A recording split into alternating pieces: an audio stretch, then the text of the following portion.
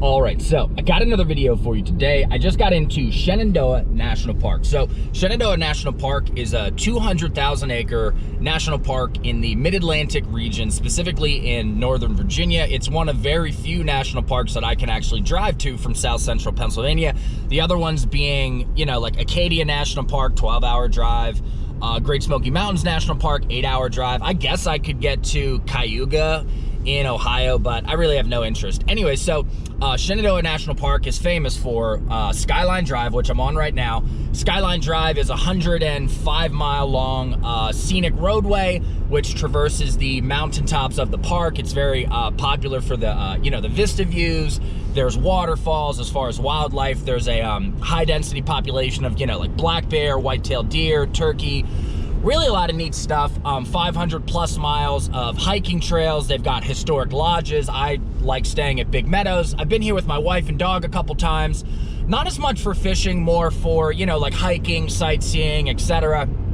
This trip, I am alone, and we are going to be doing quite a bit of fishing, hopefully. It's a one-night overnight. So today, we are going to do a very ambitious and very strenuous, hopefully fruitful, fishing trip, and that is to Big Run. So Big Run is the largest stream in Shenandoah National Park. So Shenandoah National Park is 110 miles long, but at its widest, you know, it's maybe 10 miles wide, but I think most places it's only a couple miles wide. So normally when you fish, you start on the outside of the park and then kind of work your way in, because Shenandoah is like the headwaters for many major streams and creeks and rivers in Virginia. So Big Run has no outside of the park access. You can only access it from Skyline Drive, hiking down 2 hours to get to fishable water, and then subsequently having to hike back up 2+ hours. So this is gonna definitely be more of a hiking trip. I'm not even gonna put on my waders. I'm just going down in like hiking gear. I got a backpack all rigged up with, you know, waters and granola bars and survival gear and all that stuff, including my fishing gear. So we are gonna use my spinning rod, single barbless hooks. I was gonna bring my fly rod, but I'm thinking the water levels might be a little bit lower, hence it'll be more difficult for me to catch fish on the fly rod. So let's get out to the Big Run wilderness and try to catch some native brook trout. Let's see how it goes.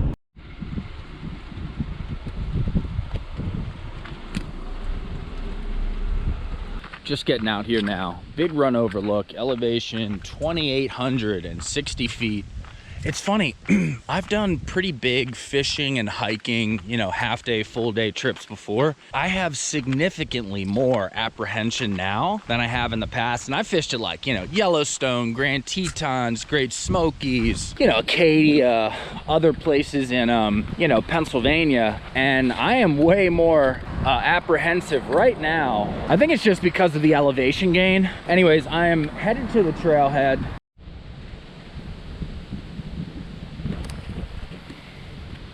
All right, so I'm just starting on the trail now. It's about 9 a.m. I'm thinking it'll take me at least an hour and a half, 2 hours to get to some fishable water.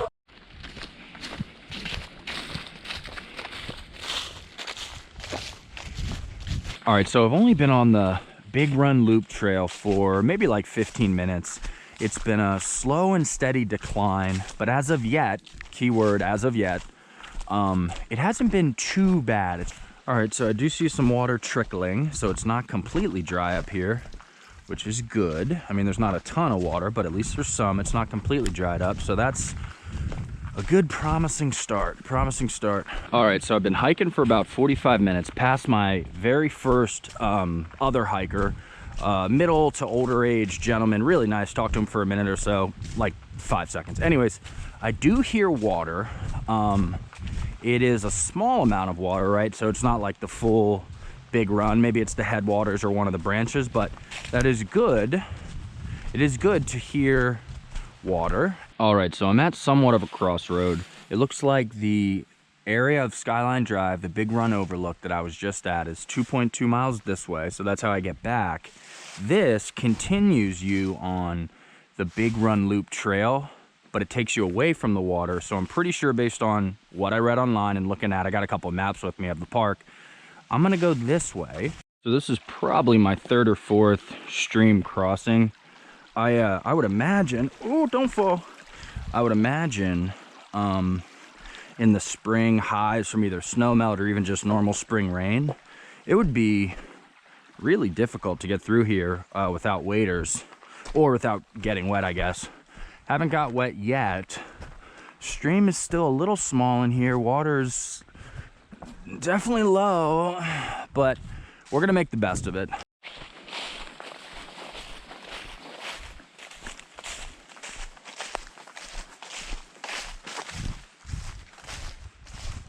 All right, so this is what I've been waiting for. We just got to the juncture where Rocky Mountain Run meets Big Run, and from what I've read, the stream gets significantly larger moving downstream. So it's about 10:30 a.m. right now. We've been hiking straight for an hour and a half. We're gonna keep pushing till 11 a.m., another half an hour. Hopefully the stream just keeps getting bigger and bigger, and then we're gonna start fishing up. All right, so I'm just getting down to the stream now. It's kind of strange. It was bigger like a quarter or half a mile up, so this must be a weird little stretch. But anyways, I decided to really fish this stream and not hamstring myself. I did decide to push up my Prana joggers, and I'm just gonna get my Keen hiking shoes wet and just kind of roll that way. I mean, it's gonna be in the mid 60s today. I'm gonna be hiking a lot, so I feel like they're gonna dry off. I'm not too worried about it. So not a whole lot of good pools in here, a lot of, I think, slate rock. So we're gonna keep pushing up to try to get to some better water, but it does look pretty good. Nice little flow, not terrible. All right, so we just got our first brookie. My net is in my backpack, so we are just gonna really gingerly take a look at this guy. Ooh, gorgeous fish, really nice, probably about 4 inches. We're gonna get this single barbless hook right out of him. See you later, bud. Get out of here. All right, so although that was only like a, I don't know, maybe like a 4-inch native brookie, that was the first one we caught on Big Run. So that's great. Just making my way through, I don't even know what to call it, maybe like a bluff area, a rocky bluff area.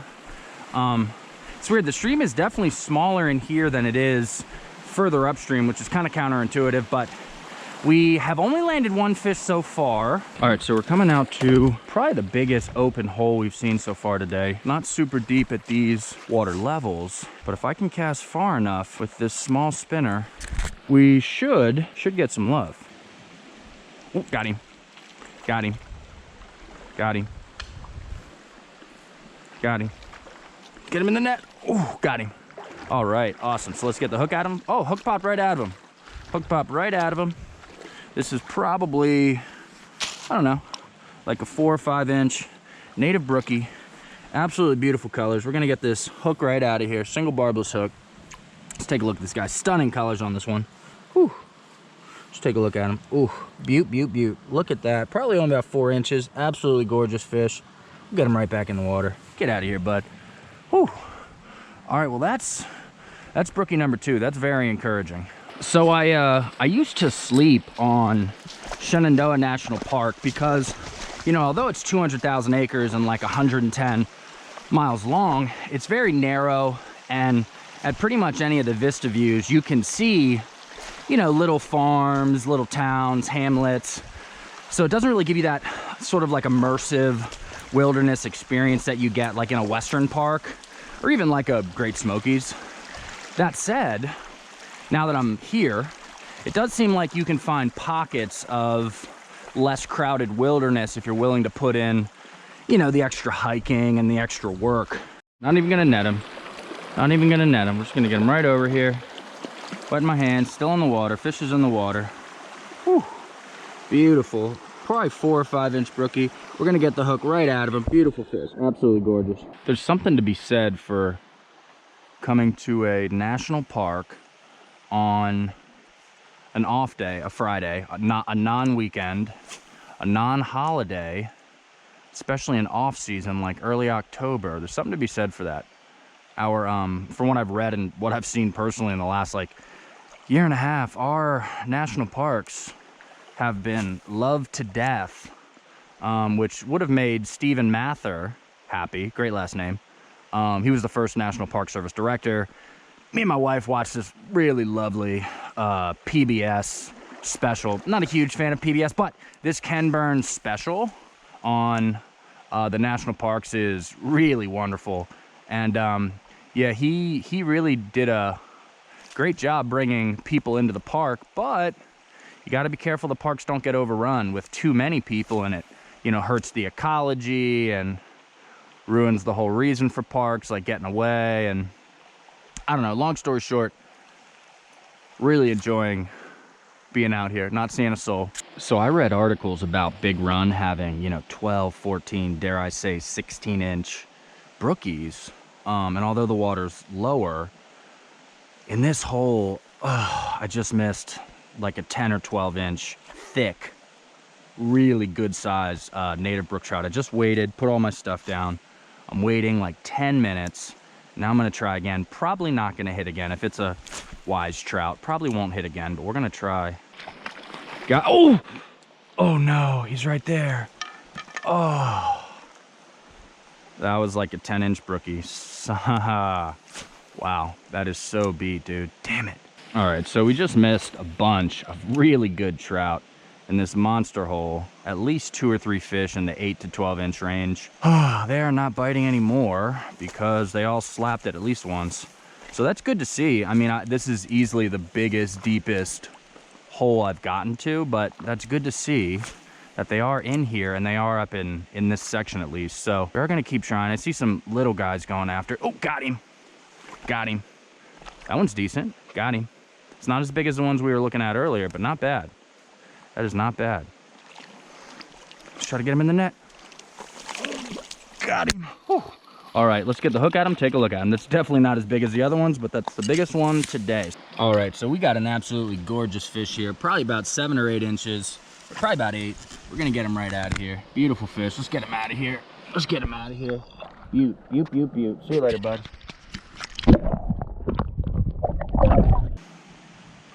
Oh, got him. That one's decent, dang. That's not bad.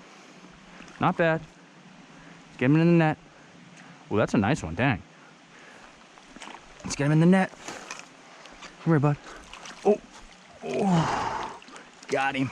All right, that actually might be, holy cow, that might be like the biggest fish of the day. So let's get the hook out of him, take a look at him. Awesome. This is an absolutely beautiful fish. Whoa. Woo. That's a solid fish, dude. That's probably a good 9-incher. Let's get him out of here. Woo. Awesome. Very cool. Get out of here, bud. Get out of here.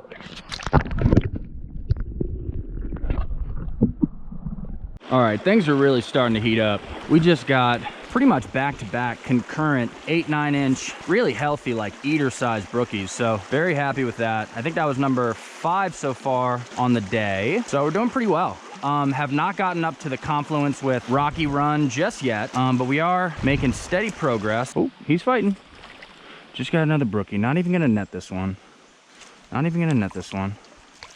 Gonna get him right over here. Wet my hands. Wet my hands. Hold on, bud. Hold on. We'll get you out of here.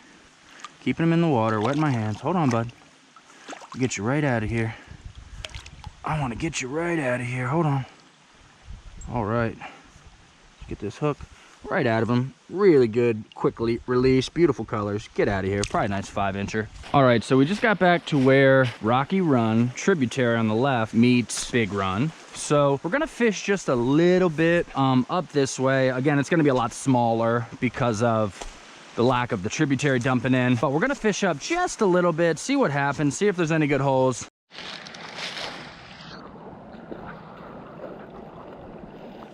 There's this really thin casting lane that if I can get it in there, not a great cast, but not terrible. Oh, got him. Got him. The last like 5 have like slipped off at the last second. That's okay. If we get them, that's fine. If not, no big deal. No big deal. All right, wet my hands. Hold on, bud. Hold on. We'll get you out of here. I don't want to net him. That just takes so long. Just gonna get him right out of here. Get him right out of here. Get out of here, bud. Get out of here. Get him out of here. Still have quite a ways ahead of me. Oh, got him. Oh. Oh, that was a nice one. Oh. Oh, that was like a, that was probably like an 8-inch brookie right there. Damn it. See if we can coax something else into hitting. Oh, oh my God. Oh, God. Oh my God. Oh. All right, that's not the big one we just missed, but that's nice. That's a nice one. Single barbless hooks. Hopefully he doesn't sneak off. Got him. Whew. All right, so this is a solid like 7-inch fish. Gorgeous, but it is not, truly not the one we just missed. Damn it. Dude, we keep missing the big guys. All right, he popped right off the single barbless hook. Ooh, dude, look. Give me a second. Hold on, bud. We'll get you out of here. We'll get you right out of here, bro.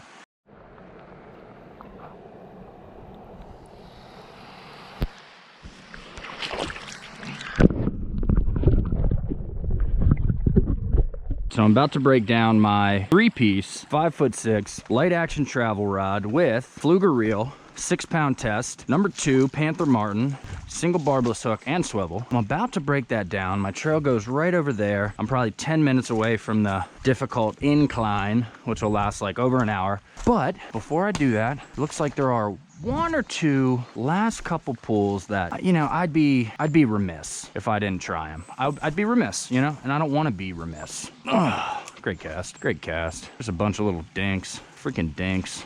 Attack of the dinks. All right, so after a quick 45-minute hike, broke everything down that I was fishing with. We got to go up the big loop. I don't know if you can see that. We got to go up the big loop. No, I got to go up the Big Run Loop Trail to Skyline Drive. Big Run Overlook, 2.2 miles, pretty much straight uphill. So let me knock that out, and then we'll wrap up when we get to the Overlook.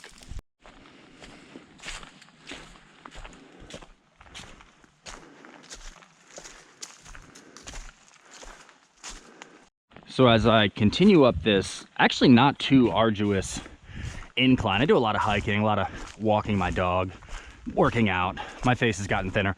Anyway, so I feel like there's 5 stages to hiking. Like the first stage is like, you're like, oh man, this is so awesome. Why don't I do this more often? This is so great, right?